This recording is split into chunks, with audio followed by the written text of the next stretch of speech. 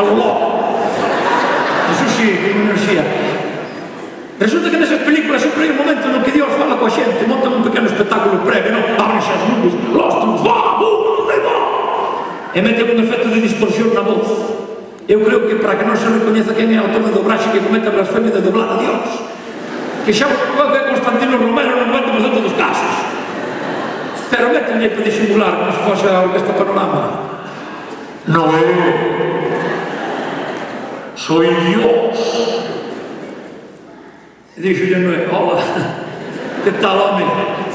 Estou cabreado co mundo, así que vou mandar un diluvio universal. Van chover 40 días e 40 noites e vai desaparecer o mundo.